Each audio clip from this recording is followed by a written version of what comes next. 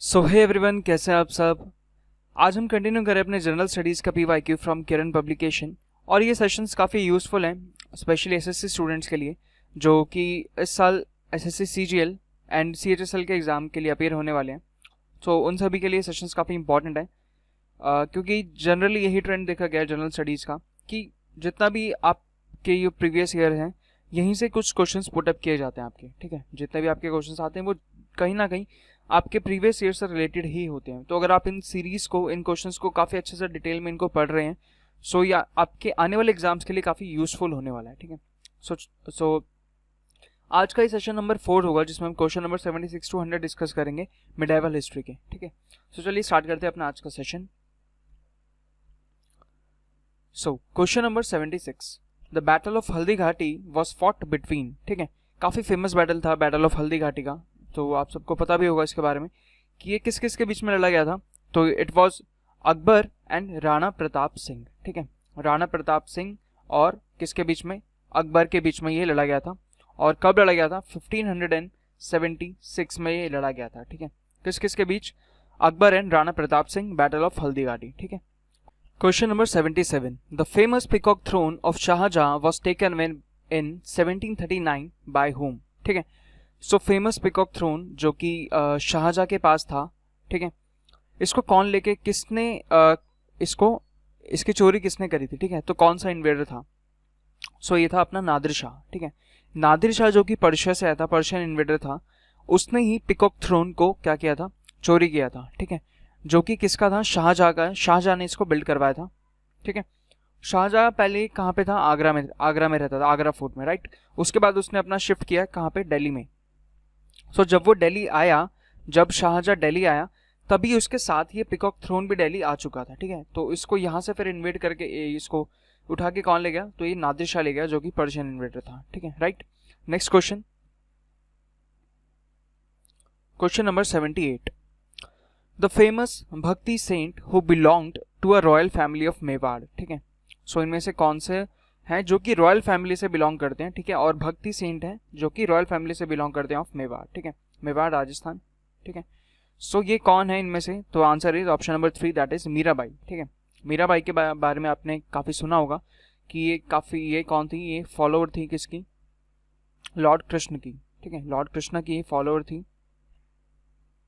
ठीक है, और उनके लिए ही इन्होंने क्या किया था, मीराबाई ने अपना ये रॉयल फैमिली को इन्होंने क्या कर दिया था, रिनाउंस कर दिया था। ठीक है, ये काफ़ी एक एसेटिक लाइफ इन्होंने जी है। ठीक है, तो इन्होंने, तो ये कौन सी थी, फेमस भक्ति सेंट थी कहाँ से, मेवाड़ से। ठीक है, तो answer is option number 3, that is Mirabai. Clear. Next question 79, what does Jahangir mean. ठीक है, तो जहांगीर का मीनिंग क्या है, जहांगीर कौन है, ये मुगल एम्परर है। ठीक है, जहांगीर कौन है, मुगल एम्परर है। ठीक है, और ये किसका बेटा है। ठीक है, तो अगर ये पूछा जाता है तो ये अकबर का बेटा है। ठीक है, ये मैंने क्या लिखा है, तो ये लिखा है बेसिकली भज शाह। ठीक है, भज SA, आप इसको ऐसे याद रख सकते हैं। तो ये बेसिकली कुछ नहीं है, ये मुगल एम्परर्स का क्या है, एक हायरार्की है, इसको हम इस तरीके से याद कर सकते हैं। ठीक है, तो सबसे नंबर 1 पे कौन है, B यानी कि बाबर। ठीक है, H से हुमायूं, A से अकबर, J से जहांगीर, H से अपना कौन आ गया, सो S से कौन है, Shahjahan, and then Aurangzeb A से, right. Babur, Humayun, Akbar, Jahangir, Shahjahan, then Aurangzeb. Clear. तो इस तरीके से पूरी हायरार्की है। और ये आपको पता होना चाहिए कि ये 2019 CGL में ये क्वेश्चन पूछा गया था। ठीक है, हायरार्की के ऊपर आया था ये क्वेश्चन मिडाइवल हिस्ट्री से। तो 2019 के CGL में ये क्वेश्चन पूछा गया था जिसमें आपको ये इसको अरेंज करना था इस ऑर्डर में। ठीक है, इसमें से कुछ मिसिंग था, उसमें पता नहीं शायद हुमायूं से स्टार्ट करना था या फिर अकबर से स्टार्ट करना था। ठीक है, ऐसे कुछ था मतलब। ठीक है, बिल्कुल बाबर से नहीं था, अकबर या फिर जहांगीर ऐसे कुछ से स्टार्ट करना था उसको। ठीक है, सो ये हायरार्की से क्वेश्चन आपका 2019 के सीजन में ही पूछा गया था। ठीक है, सो जहांगीर किसका बेटा था, अकबर का बेटा। और इसका मतलब क्या होता है जहांगीर का, कॉन्करर ऑफ द वर्ल्ड। ठीक है, और इसका रियल नेम क्या था, सलीम। ठीक है, जहांगीर का रियल नेम क्या था, सलीम। ठीक है, next question, question number 80, Humayun नामा वॉज रिटन बाय। ठीक है, हुमायूं नामा क्या है, तो ये बायोग्राफी है किसकी, ऑब्वियसली हुमायूं की। हुमायूं नामा है तो इसलिए बायोग्राफी किसकी होगी, हुमायूं की बायोग्राफी होगी। और ये किसने लिखी थी, सो हुमायूं नामा लिखी थी हुमायूं की बहन ने यानी हुमायूं के सिस्टर ने लिखी थी ये, गुलबदन बेगम जिसका नाम था, ठीक है। सो हुमायूं की सिस्टर कौन थी? गुलबदन बेगम। ये कौन थी? हुमायूं की सिस्टर थी। और इसी ने ही हुमायूं नामा लिखा, जो कि किसकी बायोग्राफी है? हुमायूं की बायोग्राफी है, ठीक है। क्लियर? और हुमायूं किसका बेटा था? बाबर का, ठीक है। BH, ठीक है ना, भज सा, ठीक है, भज सा, ठीक है। सो बी के बाद क्या है? H, तो हुमायूं किसका बेटा हो गया? बाबर का बेटा, ठीक है। Next question 81, the French East India company was founded in, ठीक है। अब कौन से पूछ रहा है? फ्रेंच ईस्ट इंडिया कंपनी पूछ रहा है, सिर्फ ईस्ट इंडिया कंपनी नहीं पूछ रहा वो, ठीक है, या फिर ब्रिटिश ईस्ट इंडिया कंपनी नहीं पूछ रहा वो। सो देखते हैं इसमें हम चारों ही ऑप्शन चेक कर लेंगे। तो फ्रेंच ईस्ट इंडिया कंपनी जो थी ना, वो सबसे लास्ट में आई थी, ठीक है। फ्रेंच वाली ईस्ट इंडिया कंपनी सबसे लास्ट में आई थी। सबसे पहले कौन सी आई थी? इंग्लिश या फिर ब्रिटिश ईस्ट इंडिया कंपनी, ठीक है। और ब्रिटिश ईस्ट इंडिया कंपनी कब आई थी? 1600 में, ठीक है। सो सबसे पहले 1600 में कौन सी आई थी? ब्रिटिश ईस्ट इंडिया कंपनी, या फिर इंग्लिश ईस्ट इंडिया कंपनी भी हम इसे बोल सकते हैं, ठीक है। उसके बाद ये 1604 में आई थी आपकी Dutch East India company, right. 1600 में कौन सी आई थी? British East India Company. Then 1604 में आई थी आपकी डच ईस्ट इंडिया कंपनी। और सबसे लास्ट में यानी कि 1664 में आई थी फ्रेंच ईस्ट इंडिया कंपनी, ठीक है। तो इस क्वेश्चन का करेक्ट आंसर क्या हो जाएगा? ऑप्शन नंबर 3, दैट इज 1664 में आई थी कौन सी? French East India company, right. और आपकी इंग्लिश या फिर ब्रिटिश ईस्ट इंडिया कंपनी कब आई थी? तो ये 1600 में आई थी, ठीक है। क्लियर हुआ इतना? Next question, question number 82, what was the name of the hall of worship constructed by Akbar, ठीक है। तो अकबर अच्छा कहाँ पे रहता था? तो ये आगरा में फतेहपुर सीकरी में रहता था, ठीक है। फतेहपुर सीकरी में रहता था ये। और वहीं पे इसने क्या बनवाया था? उसी में एक इसने हॉल ऑफ वर्शिप यानी एक दरबार टाइप इसने बनवाया था, किसके लिए? वर्शिप के लिए, ठीक है। तो इसको क्या नाम दिया था? सो जनरली वर्शिप को क्या बोलते हैं? इबादत बोलते हैं ना, ठीक है। वर्शिप करना मतलब इबादत करना बोलते हैं, तो इसलिए इसका ऑप्शन नंबर 3, दैट इज इबादत खाना, ठीक है। तो याद रहेगा ये कि हॉल ऑफ वर्शिप यानी जहाँ पे प्रेयर्स की जाती है, जहाँ पे पूजा की जाती है, वहाँ पे ये अकबर ने कंस्ट्रक्ट करवाया था, ठीक है।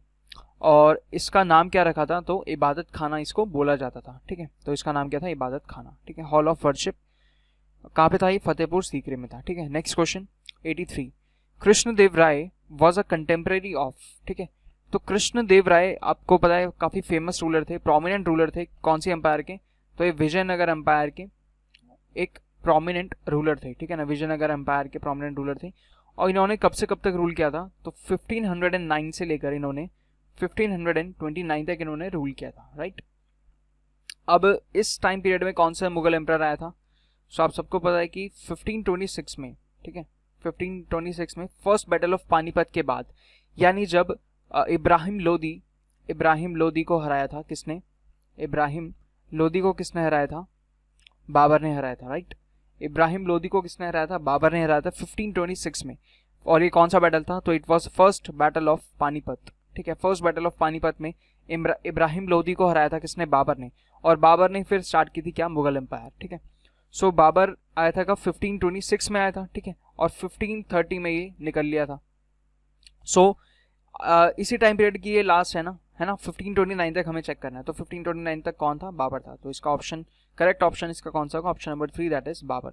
तो कृष्णदेव राय का कंटेम्प्रेरी कौन सा मुगल एम्पायर था? बाबर, ठीक है। बाबर के बाद तो मतलब कृष्णदेव राय 29 तक रहे ना, और बाबर 30 तक रहे, तो उसके बाद वाले तो हो ही नहीं सकते। इसलिए बाबर क्या था? कंटेम्प्रेरी था किसका? कृष्णदेव राय का, जो कि काफी प्रोमिनेंट रूलर थे। कौन सी एम्पायर के? विजयनगर एम्पायर के, right. Next question 84, the first Muslim women who ruled northern India was, ठीक है। सो फर्स्ट मुस्लिम वुमन जिसने नॉर्दर्न इंडिया में रूल किया कौन सी थी? एक ही थी, कौन? रजिया सुल्तान, जो कि किसकी बेटी थी? इल्तुतमिश की, ठीक है। इल्तुतमिश, ठीक है। इल्तुतमिश की डॉटर थी कौन? रजिया सुल्तान, जिसने रूल किया था, जो कि सिर्फ एक only first and only Muslim women थी जिसने रूल किया था कहाँ पे? इंडिया में, northern India, right. Next question 85, the Sikh military sect the Khalsa was introduced by, ये हमने किया हुआ डिस्कस ऑलरेडी, ठीक है। तो खालसा किसने इंट्रोड्यूस किया था? So it was Guru Gobind Singh, ठीक है। इट वॉज गुरु गोबिंद सिंह जिन्होंने खालसा इंट्रोड्यूस किया था, ठीक है।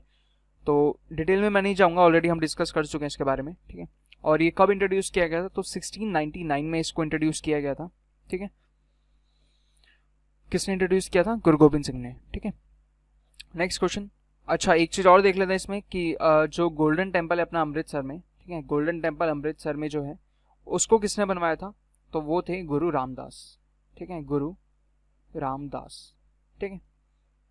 सो गोल्डन टेम्पल अमृतसर में किसने बनवाया था, गुरु रामदास ने। और एक चीज और पढ़ी थी हमने इसके बारे में कि इसके लिए जो लैंड एलोकेशन हुई थी, ठीक है, तो लैंड इसके लिए किसने दिया था, सो इट वाज अकबर, ठीक है। अकबर ने गोल्डन टेम्पल बनाने के लिए लैंड दिया था, राइट। और ये बनवाया किसने था, सो गुरु रामदास जी ने ये बनवाया था, ठीक है, गोल्डन टेम्पल अमृतसर में, ठीक है। और खालसा किसने इंट्रोड्यूस किया था, तो गुरु गोबिंद सिंह 1699, ठीक है। नेक्स्ट क्वेश्चन 86 में, Shivaji ceded the forts to the Mughal by the treaty of, ठीक है। तो शिवाजी ने अपने जो फोर्ट्स थे, उनके काफी सारे फोर्ट्स थे, वो मुगल्स को दे दिए थे बेसिकली, कौन सी ट्रीटी के साथ, ठीक है, कौन सी ट्रीटी हुई थी जिसमें शिवाजी जो छत्रपति शिवाजी महाराज थे उनको ये अपने फोर्ट्स देने पड़े, किसको, मुगल्स को, औरंगजेब को, ठीक है। तो ये कौन सी ट्रीटी में हुआ था, तो ट्रीटी ऑफ पुरंदर, ठीक है। बस इतना याद रखना है कि कौन सी ट्रीटी किस किस के बीच में हुई थी, शिवाजी और किसके, औरंगजेब के बीच में हुई थी, ठीक है। औरंगजेब की तरफ से बेसिकली वो आया था जय सिंह, ठीक है, जय सिंह औरंगजेब की तरफ से आया था, ठीक है। तो इन दोनों के बीच में ये ट्रीटी हुई थी, ट्रीटी ऑफ पुरंदर, जिसमें कि जो शिवाजी थे उनको अपने फोर्ट्स बेसिकली देने पड़ गए, किसको, मुगल्स को, ठीक है। Next question 87, the first sultan of Delhi who attempted the conquest of south India, ठीक है। तो ये क्वेश्चन डिस्कस कर चुके हैं कि सबसे पहले, और मतलब साउथ इंडिया में जैसे कि आपको पता है कि जो मुगल्स वगैरह रह रहे थे, जो भी ये टर्की से जितने भी लोग आए हुए थे, जितने भी इन्वेडर्स थे, ये सभी लोग ज़्यादातर इंडिया के नॉर्दर्न पार्ट में ये रूल करते थे, ठीक है। डेक्कन में ये लोग नहीं गए थे। तो डेक्कन में सबसे पहले कौन गया था, तो इट वॉज अलाउद्दीन खिलजी, ठीक है। अलाउद्दीन खिलजी ने सबसे पहले एक्सपेडिशन किया था, कहाँ पे, डेक्कन में। तो सबसे पहले डेक्कन में अपनी एम्पायर को बेसिकली एक अटेम्प्ट किया था इसने, अपनी एम्पायर को सदर्न मोस्ट रीजन तक ले जाने के लिए, ठीक है। सो ये किसने किया था, अलाउद्दीन खिलजी ने किया था। और इसका कौन था, मलिक कफूर, ठीक है, इसका मलिक कफूर जो कि इसका आर्मी जनरल था। सो बेसिकली वो गया था, ठीक है ना, अलाउद्दीन खिलजी के साथ कौन गया था, मलिक कफूर गया था उसकी तरफ से, ठीक है। तो आंसर पता चल गया इसका। तो Delhi first sultan of Delhi who attempted the conquest of south India, यानी कि साउथ इंडिया को कॉन्कर करने के लिए कौन गया था, तो इट वाज अलाउद्दीन खिलजी, ठीक है। Next question 88, who was the Guru of Kabir, ठीक है। सो कबीर के गुरु कौन थे, तो इट वाज रामानंद, ठीक है, रामानंद याद रखना है। सो कबीर दास जी के गुरु कौन थे, तो इट वाज रामानंद, ठीक है। Next question 89, the reputed musician duo Tansen and Baiju Bawra, ठीक है। तानसेन और बैजू बावरा काफी फेमस, ठीक है, सबको पता है इनके बारे में। ये फ्लरिश हुए थे ड्यूरिंग द रेन ऑफ, तो तानसेन का हम सबको पता होगा, बैजू बावरा का शायद ना पता हो काफी लोगों को, ठीक है। तानसेन का तो सबको पता ही है, ठीक है, ये हमने बचपन में बहुत ज्यादा पढ़ा है इनके बारे में, ठीक है ना, स्टोरीज वगैरह काफी सुनी है, ठीक है। सो तानसेन किसके टाइम पे, अकबर के टाइम पे हुए थे, ठीक है। तो जब तानसेन अकबर के टाइम पे है तो बैजू बावरा भी अकबर के टाइम पे था, लेकिन कुछ डिफरेंस है, ठीक। डिफरेंस बस इतना सही है कि तानसेन जो था, तानसेन किसके कोर्ट में था, तो Tansen was in the court of Akbar, ठीक है। वेयर एज जो बैजू बावरा थे ये किसके कोर्ट में थे, सो ये थे मान सिंह, राजा मान सिंह, ठीक है, राजा मान सिंह कौन से, कहाँ के, ग्वालियर के, ठीक है। सो इतना सा बस डिफरेंस था कि क्वेश्चन में हमसे इसी तरीके से पूछा, बट नेक्स्ट टाइम अगर ये क्वेश्चन आता है, रिपीट होता है, तो हमसे दो अलग अलग क्वेश्चन भी पूछे जा सकते हैं इसमें, ठीक है। ये पूछा जा सकता है कि बैजू बावरा जो कि अकबर के टाइम पे जो कि काफी फ्लरिश हुए थे, वो किसके कोर्ट म्यूजिशियन थे, तो वो थे राजा मान सिंह के, जो कि ग्वालियर के थे, ठीक है। ग्वालियर के राजा मान सिंह के कोर्ट म्यूजिशियन कौन था, बैजू बावरा। और अकबर का कोर्ट म्यूजिशियन कौन था, तो इट वॉज तानसेन, ठीक है। ये डिफरेंस है बस दोनों में, ठीक है। याद रखना है कि अकबर के टाइम पे ही ये दोनों फ्लरिश हुए थे, तानसेन और बैजू बावरा, लेकिन तानसेन जो था वो अकबर का कोर्ट म्यूजिशियन था और बैजू बावरा जो था वो राजा मान सिंह का कोर्ट म्यूजिशियन था, right. Next question, the first भक्ति मूवमेंट वॉज ऑर्गेनाइज्ड बाय, ठीक है। फर्स्ट भक्ति मूवमेंट जो था वो किसने ऑर्गेनाइज किया था, तो ये रामानुजाचार्य ने, ठीक है। अच्छा, इससे रिलेटेड हमने कुछ एक याद किया था, SRMC, ठीक है ना, याद आया आपको कुछ। एस से हमने पढ़ा था शंकराचार्य, आर से रामानुजाचार्य, एम से माधवाचार्य और सी से श्री चैतन्य महाप्रभु, ठीक है। सो ये हमने डिस्कस किया था। ठीक है, और इनका टाइम पीरियड भी क्या है, इनका 9th है, फिर उसके बाद 2-2 सेंचुरीज के गैप पे है, ठीक है, यानी कि 9th century, 11th century, then 13th century and then 15th century, ठीक है। चैतन्य महाप्रभु कब आए थे, 15th सेंचुरी में, और ये शंकराचार्य कब आए थे, तो ये 9th सेंचुरी में आए थे, ठीक है। क्लियर है इतना। Next question, the Mir Bakhshi of the Mughal emperors was the head of, ठीक है। मीर बख्शी, तो जैसे कि अभी मतलब आजकल भी ये जैसे बख्शी जो टर्म है, मीर बख्शी ये जो टर्म है, ठीक है, तो ये जितना भी हमारा ये अपना जैसे पाकिस्तान हो गया, ठीक है ना, सो इन सभी कंट्रीज में ये मीर बख्शी ये टर्म आज भी यूज होता है, ठीक है। तो अगर आपने मूवीज वगैरह में या कहीं पे भी आपने न्यूज में कुछ सुना हो इससे रिलेटेड, ठीक है, तो मीर बख्शी किससे रिलेटेड है, तो ये आर्मी ऑर्गेनाइजेशन से रिलेटेड है, ठीक है। मीर बख्शी किससे रिलेटेड है, आर्मी ऑर्गेनाइजेशन से रिलेटेड है, ठीक है। सो मीर बख्शी आर्मी ऑर्गेनाइजेशन से रिलेटेड, राइट। तो ये बेसिकली जनरल जो आर्मी जनरल होते हैं उनके लिए ये यूज़ किया जाता है मीर बख्शी, ठीक है। सो ये मुगल एम्परर्स के टाइम पे यूज़ किया जाता था, ठीक है, और आजकल भी ये यूज़ होता है, ठीक है, नॉर्मल ह्यूमन लैंग्वेज में बोल देते हैं मीर बख्शी, ठीक है। तो ये किससे रिलेटेड है, ये आर्मी ऑर्गेनाइजेशन से रिलेटेड है, ठीक है, आर्मी मिलिट्री, ठीक है, मिलिट्री अफेयर्स, ठीक है। Next question, question number 92, which among the following was the capital of Shivaji, ठीक है। ये हमने अपने वन लाइनर में डिस्कस किया था एक बार, ठीक है। तो कैपिटल ऑफ शिवाजी की कैपिटल कौन सी थी, तो इट वॉज रायगढ़ इन महाराष्ट्र, ठीक है, रायगढ़ महाराष्ट्र।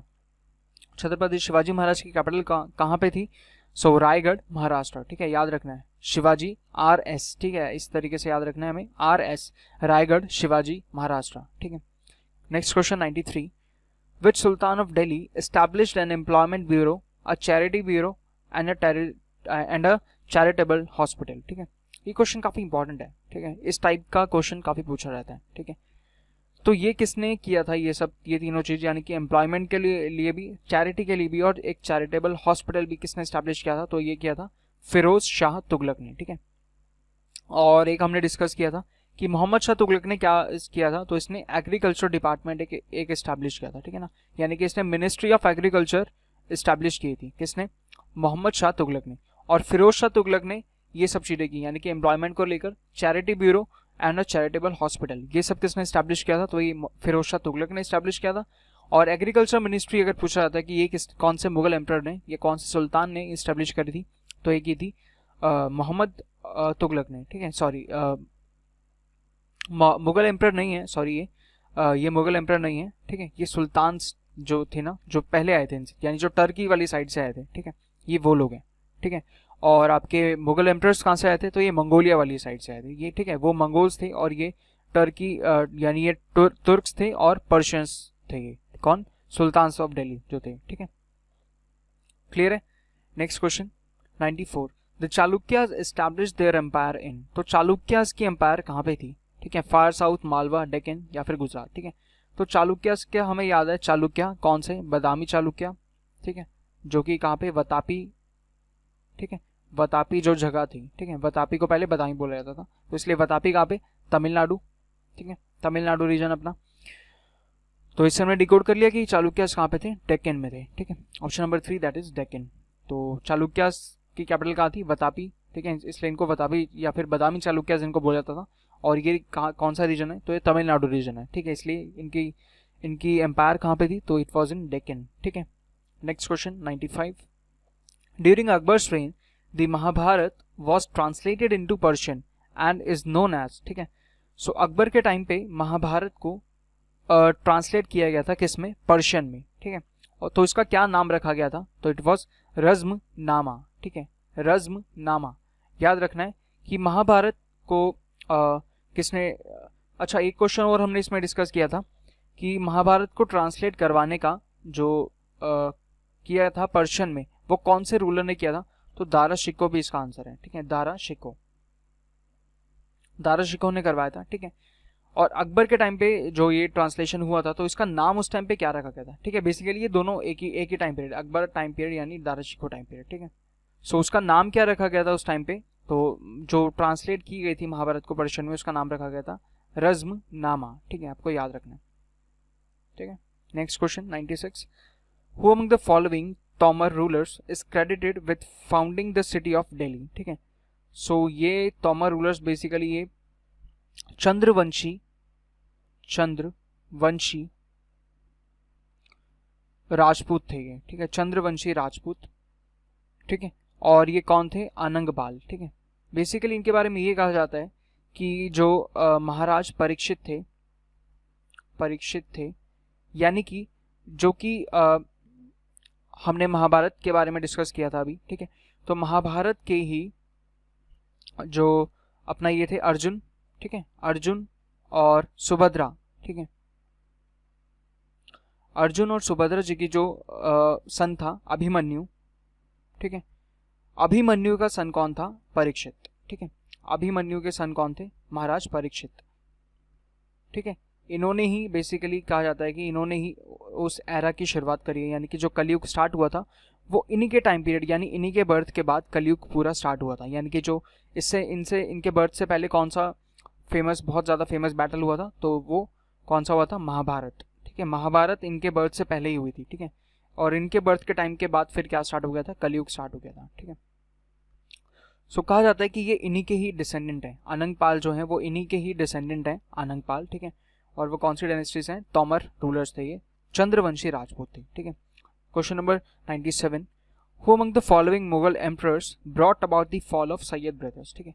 सैयद ब्रदर्स के बारे में आपने पढ़ा होगा, ठीक है। जैसे कि मैंने बताया कि ये जो सेशंस है रिवीजन सेशंस हैं, तो सैयद ब्रदर्स के बारे में आपने अगर आपने मेडाइवल हिस्ट्री पढ़ी है डिटेल में, तो उसमें आपने सैयद ब्रदर्स के बारे में ज़रूर पढ़ा होगा। इनको क्योंकि किंग मेकर्स बोला जाता था, ठीक है। यानी इन्होंने क्या काम किया है मुगल एम्पायर में? एक को मारा, दूसरे को बिठाया, फिर दूसरे को मारा, तीसरे को बिठाया, ठीक है। यानी कि थ्रोन पे बिठाना एक के बाद एक रूलर को, इन्होंने ये काम किया है सैयद ब्रदर्स ने, इसलिए इनको क्या बोलता है? इनको किंग मेकर्स बोला जाता है, ठीक है। इनकी हेल्प से ही मतलब काफ़ी सारे रूलर्स जो थे, मुगल एम्परर्स जो थे, वो एक के बाद एक मरते गए और अपना थ्रोन छोड़ के दूसरे को बिठाते गए, ठीक है। सो ये किसके टाइम पे इनका फॉल बैक हुआ था? तो ये मोहम्मद शाह के टाइम पे, क्योंकि मोहम्मद शाह को भी जो था वो सैयद ब्रदर्स की वजह से ही थ्रोन मिला था, ठीक है।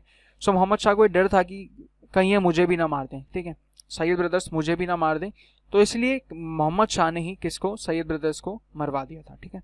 Clear? Next question, where is the Bara इमाम बाड़ा लोकेटेड, ठीक है। सो बड़ा इमाम बाड़ा कहाँ पे लोकेटेड है? सो ये है अपना लखनऊ में, और ये बेसिकली बनवाया किसने था? तो ये लखनऊ के नवाब, ठीक है, जो नवाब ऑफ लखनऊ थे, नवाब ऑफ लखनऊ आसिफ उद दौला, ठीक है, उन्होंने ये बनवाया था, ठीक है। आसिफ उद दौला ने इसको बनवाया था, और इन्होंने कब बनवाया था? 1784 में इसको बनवाया था, ठीक है। कौन थे ये? आसिफ उद दौला, ठीक है। आसिफ उद दौला ने ये बनवाया था कब? 1784 में, ठीक है। और ये कौन थे? नवाब थे ये लखनऊ के। और बड़ा इमाम बाड़ा कहाँ पे है? तो ये याद रखना है, लखनऊ में है, ठीक है। बस इतना ही चीज़ हमें याद रखनी है इसमें कि बड़ा इमाम बाड़ा कहाँ पे लोकेटेड है? लखनऊ में है। किसने बनवाया था? तो ये आसिफ उद दौला ने बनवाया था। कब बनवाया था? 1784 में बनवाया था, ठीक है। Next question 99, who among the following was the last Mughal emperor, ठीक है। ये क्वेश्चन ऑलरेडी डिस्कस कर चुके हैं। तो कौन था ये? बहादुर शाह 2, ठीक है। लास्ट मुगल एम्परर कौन था? बहादुर शाह 2। और फर्स्ट कौन था? तो फर्स्ट वॉज बाबर फर्स्ट था, और लास्ट कौन था? बहादुर शाह 2, ठीक है। नेक्स्ट क्वेश्चन 99 के बाद last question, question number 100, the inam land was one which was assigned to, ठीक है। इनाम लैंड ये मुगल्स के टाइम का एक टर्म है बेसिकली। इनाम लैंड दिया जाता था स्कॉलर्स को और रिलीजियस पर्सन्स को, ठीक है, क्योंकि वो कोर्ट में आके, यानी कि एक तरीके की वो अपनी सर्विसेज दे रहे ना, तो सर्विसेज के लिए इनको एक लैंड दिया जाता था, ठीक है। एक लैंड इनको गिफ्ट किया जाता था, ठीक है, लैंड गिफ्ट किया जाता था, जिसके बाद फिर इनका जो आगे, जो इनके नेम के आगे जो प्रीफिक्स यूज़ किया जाता था वो इनामदार यूज़ किया जाता था, ठीक है, इनामदार, ठीक है। यानी कि इनामदार और फिर आगे उसका नेम, जिसको भी ये इनाम लैंड दिया जाता था। इनाम यानी कि गिफ्ट, ठीक है ना, तो लैंड ग्रांट देना, लैंड गिफ्ट में देना, ठीक है। ये किसको दिया जाता था? तो जो स्कॉलर्स और रिलीजियस पर्सन्स होते थे, जो अपनी सर्विसेज देते थे मुगल एम्परर्स के कोर्ट में, ठीक है, उनको ये इनाम लैंड दिया जाता था, ठीक है। क्लियर है? सो इसी के साथ हम आज कंप्लीट किया हमने अपने आज के 25 क्वेश्चंस, ठीक है। सो आप हमारी वेबसाइट को विजिट कर सकते हैं edimo.in, ठीक है। वहाँ पे आपको काफ़ी कंटेंट आपको मिल सकता है वहाँ पे, PDF वगैरह हैं काफ़ी अपलोड हो रखी हैं, और भी जितने भी एग्ज़ाम्स वगैरह आते हैं उनके अपडेट्स भी हम वहाँ पे देते रहते हैं आपको, ठीक है। और इसी के साथ आप हमारे टेलीग्राम चैनल जो केडीएम ऑफिशियल के नाम से है इसको भी ज्वाइन कर सकते हैं, और अब हमारा यूट्यूब चैनल को भी ज़रूर सब्सक्राइब कर लेना अगर आपने अभी तक हमारे चैनल को सब्सक्राइब नहीं किया है तो, ठीक है। ये काफ़ी यूज़फुल होगा, इस चैनल काफ़ी हेल्प करेगा आपको अपनी प्रिपरेशन में, जो कि क्योंकि हमें पता है कि CGL और CHSL के एग्ज़ाम्स अब आने ही वाले हैं, ठीक है। तो हम कोशिश करेंगे अब जल्दी से जल्दी, और अब इन सेशंस की यानी कि PYQ किरण पब्लिकेशन के इन सेशन की फ्रीक्वेंसी भी अब हम बढ़ा देंगे, ठीक है। सो कोशिश करेंगे कि एटलीस्ट 2 लेक्चर एक दिन में आ सके, ठीक है। सो एक मॉर्निंग में आएगा और एक इवनिंग में आएगा, तो इस तरीके से कुछ शेड्यूल करके ये लेक्चर सब आएंगे, ठीक है। सो अगर आपको सेशन अच्छा लगा तो आप इसको लाइक कर सकते हैं और शेयर भी कर सकते हैं अपने फ्रेंड्स के साथ, ठीक है। So thank you guys, thanks for watching this session. जय हिंद।